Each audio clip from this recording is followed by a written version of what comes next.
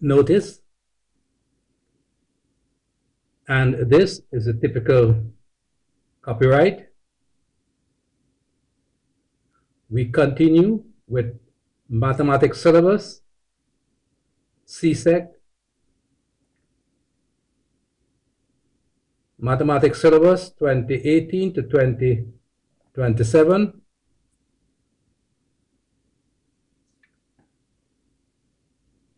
Section 1, number theory and computation, schedule of videos, but I am a few videos behind schedule. However, by end of October 2024, I should be able to finish those few videos that I need to do from section 1, and also the 13 to 15 videos from section 2 on consumer arithmetic. Sets, November 2024, December 2024 measurements, and then January 2025 statistics, February 2025 algebra, March 2025 relations, functions, and graphs, April 2025 geometry and trigonometry, and then by May, hopefully by mid-May 2025, vectors and matrices. As I've said before, I have divided section 1 into 33 videos, all of which will be made available on YouTube in their entirety. This section forms the foundation on which the rest of the syllabus is based. How well you can handle this section will predict how well you will be able to do the rest of the syllabus. So look carefully at these 33 videos before you decide to go on to the other sections. As pointed out before, these 16 videos have been completed and published on YouTube. And right now, we have finished up to 29. We are now here at 30, which means after this one, we will have 3 more videos to do. However, note that this one here, which is video 33, objective 18, talks about ratio and proportion, and the one we are doing currently says compare quantities using ratio, proportion, and rates.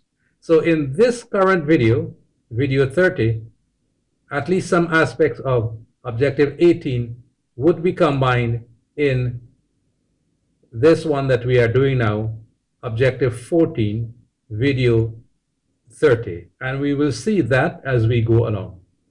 So the objective is, number 14, compare quantities, and then it goes on to say ratio, proportion, and rates. So firstly, we will consider ratio, then proportion, and finally rate, all in this one video. So compare quantities using ratio. A ratio is the comparison of one quantity to one or more other quantities. For example, in grade 8, there are 20 girls and 15 boys. So the ratio of girls to boys is 20 to 15. And that is written as 20 with a colon, 15. That is read 20 to 15. That can be reduced to its lowest term, which would be 4 to 3. Another example, grade 9 has the same ratio of girls to boys as grade 8. If there are 16 girls in grade 9, then there must be 12 boys, so that 16 to 12 will give us the same 4 to 3. This can also be written as 4 to 3. Looks like 4 over 3. But that is 4 to 3. Now notice I am looking at objective 18 here, which says divide a quantity into a given ratio. And again, ratio proportion of no more than 3 parts. So as I said, these two objectives kind of combine, and we will deal with both of them here. And when I come to objective 18, maybe I'll just look at some more examples. Firstly, we need to explain what a ratio and what a proportion is. A ratio is the comparison of one quantity to one or more other quantities. So as I said before, if you have 20 girls in a class and 15 boys, then the ratio of girls to boys is 20 to 15. And that can be reduced as 4 to 3. Now, a proportion is the equivalent ratio or ratios of another ratio. So we are dealing now with two ratios. For example, grade 9 has the same ratio of girls to boys as in grade 8. If there are 16 girls in grade 9, then there must be 12 boys in grade 9. So that ratio would be 16 to 12, and when reduced, we get the same 4 to 3. 4 to 3 as we have over here. So the proportion of girls to boys in both classes is the same ratio. 20 to 15 is the same as 16 to 12. So right there you have two ratios, and the two ratios are in the same proportion. Think of them as equivalent fractions. So you have 20 over 15 is the same as 16 over 12. Just to be clear, we are still talking about ratio right now. That was just to differentiate between ratio and proportion. So we are still on ratio. A farmer has 100 hectares of land under cultivation. He plants 40 hectares with corn and 60 hectares with wheat. What is the ratio of corn to wheat? Well, 40 hectares of corn to 60 hectares of wheat will be 40 to 60, which will be 2 to 3. That's a ratio. A deceased man left $50,000 to his eldest child, $40,000 to the second child, and $30,000 to the third child. In what ratio was this money divided? So as we can see, from oldest to youngest, 50,000 to 40,000 to 30,000, which when reduced gives us 5 to 4 to 3. That is a ratio. So far, we are given the separate amounts and had to find their ratio. But this objective, which is objective 18, not objective 14, requires the converse of that. Given the total amount, divide it in a given ratio. And the next few examples, we will look at this. If you find this video useful and interesting, please like and share. That is, like, share, and you may also consider subscribing to this channel. So we continue with ratio. Divide a quantity in a given ratio. So example 1, a carpenter has a piece of board that measures 200 centimeters. He wants to cut it into two smaller pieces with their ratio being 3 to 2. What will be the length of each piece? So once you have a question like this, you have a total and you want to divide it in a certain ratio, this is the standard procedure. This is what you will always do. So our approach is this. Simply add the numbers in the ratio.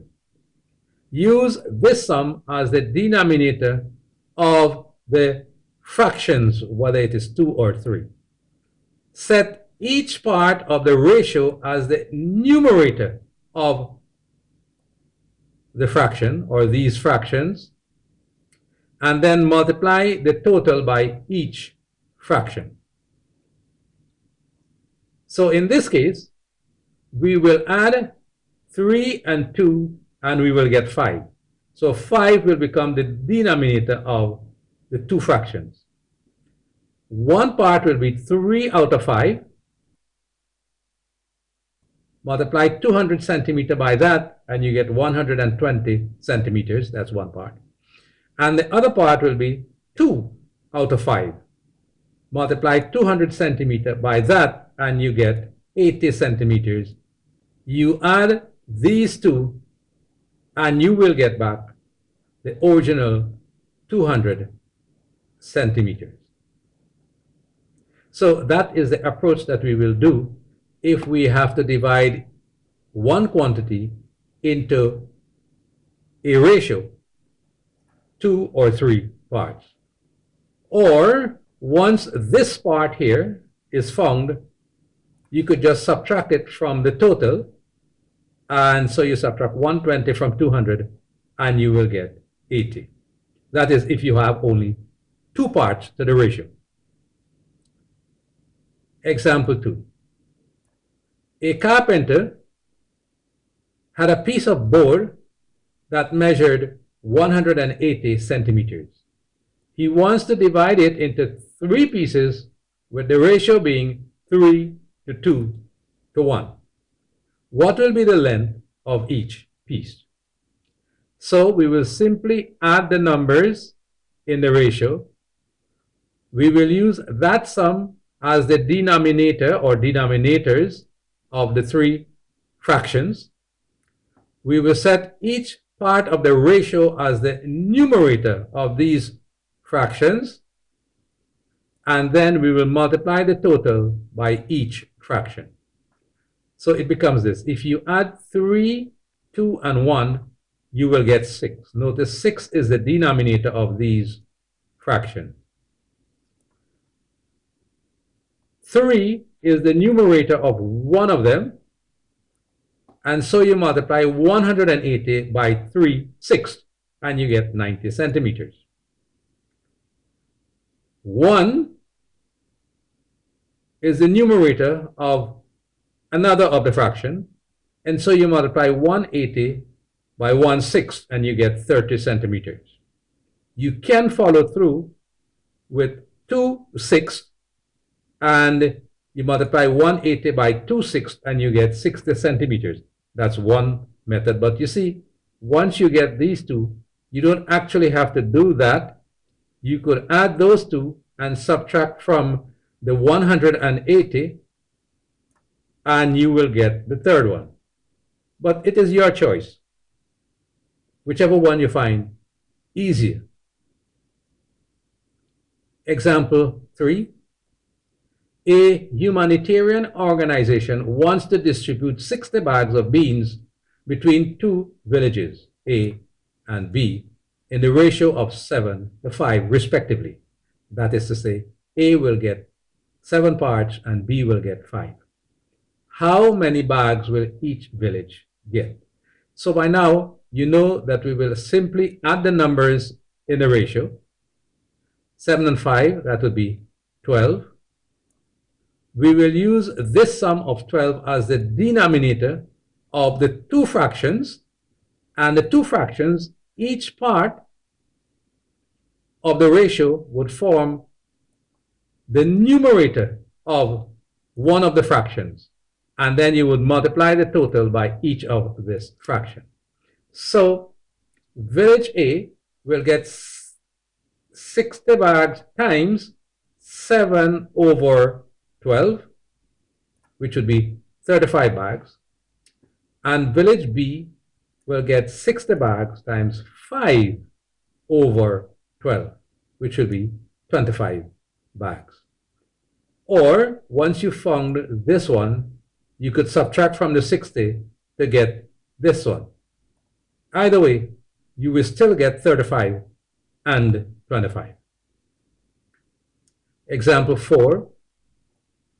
A supermarket ordered 40 boxes of ripe bananas from a farmer to be supplied on Mondays, Wednesdays, and Fridays in the ratio 2 to 3 to 5 in the sequence of days. How many boxes of bananas does the farmer need to deliver on each of these days?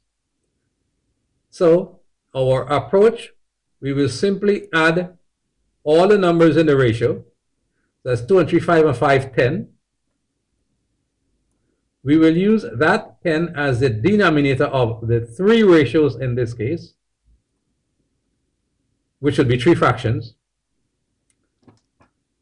We will set the part of the ratio as the numerator of the fraction, and then we will multiply the total by each fraction. So if we add the parts of the ratio, we will get 10. And that will be the denominator of all the fractions.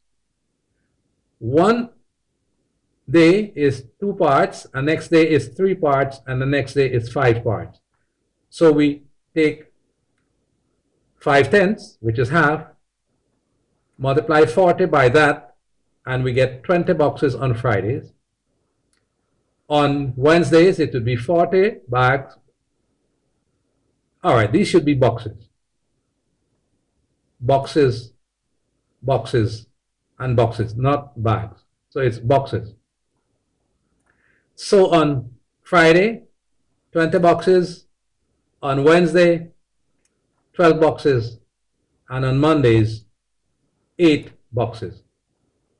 Or you could add these two, Monday and Wednesday, and subtract that from the total of 40 boxes, and you will get the amount to be delivered on Friday. But as I said, either way is correct. Example 5.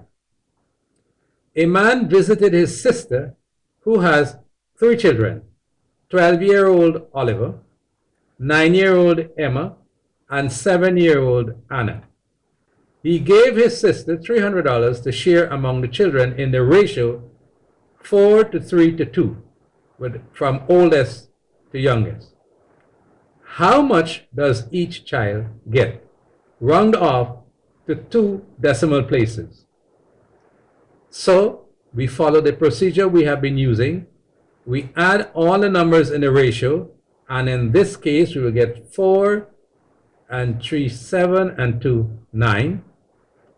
In effect, we will use that as the denominator, so we will actually divide the 300 into 9 parts. And then we will set each part of the ratio as the numerator and multiply the total by each fraction.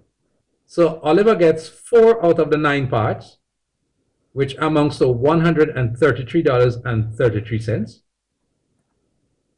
Emma gets exactly $100, which is 3/9, 3 out of the 9 parts. And Anna gets 2 out of the 9 parts of the $300, which amounts to $66.67. Or as I said, once you found those two, you could add them and subtract from the total, which is 300, to get Anna's share. But I think that is enough for ratio. Now we will move on to proportion. Proportion. A proportion is the equivalent ratio of another ratio. Now think of equivalent fractions. 3/5, that's a ratio, 3 to 5, is the same as something to 15. You divide 15 by 5, multiply by 3, and put the answer up here, which would give you 9. So 3 over 5 is the same as 9 over 15. This ratio is in the same proportion as that ratio. So we're dealing here with ratio and proportion. So 3 is to 5 as 9 is to 15. You may have recalled doing that way back in primary school, maybe grade 5 or 6. We can continue with this example. 12 over what? So you know these. You know one of these. The one that you know, you will divide that by this one, multiply by that one down there, and get the answer over here. So let's take that out. And so we get 12 divided by 3 multiplied by 5. What do we get? We get 20. So now 3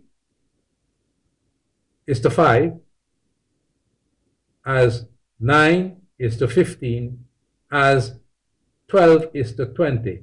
This ratio is in the same proportion as that ratio, which is in the same proportion as that ratio.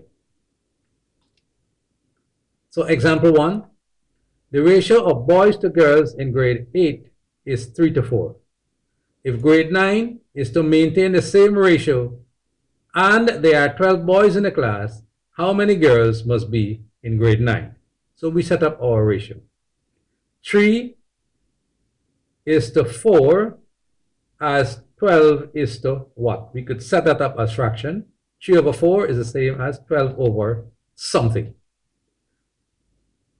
Now you know these two parts of the ratio. Here you don't know the two parts of the ratio. You want this one. So what you would do, you would take this 12, divide that by 3, multiply your answer by 4, and you get your answer over here. So 12 divided by 3, multiply by 4, and we get 16. So grade 9 will need to have 16 girls for the proportion to be the same ratio in both classes. Example 2, Richard works for $3,000 per month and he manages to save $600 per month. His brother Harry works for $4,000 and he wants to save proportionally as Richard. How much must Harry save per month? So 6 is to 3,000 as something is to 4,000. 6 over 3,000 is the same as something over 4,000. So what we will do, we will divide this 4,000 by that 3,000, multiply by the 600, and we will get the answer over here. And that amounts to 800. So Harry will need to save 800 per month. Example 3, 3 farmers, Farmer Brown, Farmer Smith, and Farmer Joe, not very original I know, decided that they will plant the same proportion of corn and barley. Brown will plant 15 hectares with corn and 25 hectares with barley. If Smith and Joe plant 30 hectares and 40 hectares with barley respectively, how much corn will they need to plant?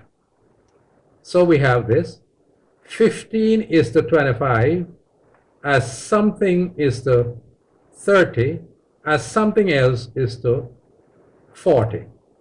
Set that up as our fraction. 15 to 25 is the same as something over 30, and we can work that piece. It's the same as something is to 30. So we divide that 30 by this 25, multiply by that 15, and we get that number here, which would give us 18. And now that's for Smith. Let's deal with Joe. Something over 40. So divide that 40 by 25, multiply your answer by 15, and you will get this answer here, which amounts to 24. So the answer to our question is Smith and Joe will need to plant 18 and 24 hectares of corn, respectively. Example 4. Sometimes the sine rule is used to solve triangles. Given that the three angles in a triangle are A is 70 degrees, B is 60 degrees, and C is 50 degrees. If side B is 6 centimeters, then calculate side C and A. All right, if we draw the triangle, it will look like this. Angle A 70 degrees, angle B 60 degrees, angle C 50 degrees, and we know side B. We want to find side C, and side A. Now the sine rule actually says A over sine A, that is to say, side A over the sine of angle A, notice we have a ratio there, is equal to B over sine B, which is another ratio, which is equal to C over sine C, which is another ratio, but they are all in the same proportion. So A is to sine A, as B is to sine B, as C is to sine C. We write that as fraction, and we find the sine of A using a calculator, and we get a number. And so we have this. So we know these two. We know both parts of that ratio. We want to find C. We only know one part of this ratio, and we only know one part of this ratio, but they are all in the same proportion. So C, we will divide 0.7660 by 0.8660 and multiply by 6. That is to say, we will divide this by that, multiply by that one up there, and we will get this answer here, which, as it happens to be, is 5.4 centimeters. And then for A, we will divide that by this, multiply by that one, and we will get A. This is what we are doing. And we will get 6.4 centimeters. Now, I know we didn't do trigonometry, but we are actually dealing with ratio and proportion here. So you should be able to handle this at this stage, even though you didn't know the sine rule. The three ratios there, that one, and this one, and they are in proportion to one another. Example 5. A real estate developer plans to build houses catering to 3 levels of income earners. At the lower end, each house will be 150 square meters on lots of 250 square meters. In the mid-range income, the lots are 300 square meters, while the high-range income, the houses are 300 square meters. If all 3 levels of housing have the same proportion of house to lot size, calculate the size of the houses on the mid-range lots, and 2, the size of the lots for the high-end houses. So 150 is to 250, as something there is to 300, that's the mid-range house, as The high-end house is to the high-end lots, where MH is medium range house size and LH is high-end lot size. So MH here will be this 300 divided by that 250 multiplied by 150 and you come back here. 300 divided by 250 and you get 180. That's the size of the mid-range houses. And the high-end lot will be this 300 divided by that 150 multiplied by that 250 and you will get your answer here, which would be 500. So the mid-range house size is 180 square meters and the high-range lot size is 500 square meters. One last step, check to see if your answer is correct or at least reasonable. So, in the first case, this is the ratio that we are given. If we reduce that, we will get 3 to 5. The size of the house to the lot is 3 to 5. So we take the next one. 180, this is the one we had to calculate. If we reduce that, we get back the same 3 to 5. And then in the high-end houses, we had to find the lot, and we got 500. If we reduce that, as you can see, we will get back 3 to 5. So we know we have the correct answers. So I think we should finish with ratio and proportion by now. Yes, you're getting tired of that. Hope you learned them. However, we didn't talk about rates yet. So we'll look at 3 examples in rates. Rates may be expressed differently, but generally it is easier to understand using percentages. Now, example 1 below is not based on percentages. So let's look at it. Mark paid $150 on electricity usage of 200 kilowatt hour energy per month.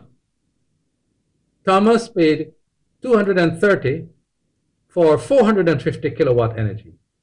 Calculate what rate each one paid per kilowatt hour. Now, this is a simplified version. In real life, it is much more complex than what you see here. In the case of Mark, his 200 kilowatt hour cost him $150. Therefore, 1 kilowatt hour will cost him 150 divided by 200, which gives us 75 cents per kilowatt hour or $0.75 per kilowatt hour. So Mark paid $0.75 or 75 cents per kilowatt hour. That is what Mark paid. That is the rate. Thomas now, for his 450 kilowatt hour usage, he paid $230. So how much did he pay per kilowatt hour? We will divide 230 by 450 and we get 51 cents or $0.51 per kilowatt hour. That is what Thomas paid. So you can see that Mark paid a higher rate than Thomas. The second example we will look at is income tax. Most countries require their workers to pay income tax on the money they earn annually.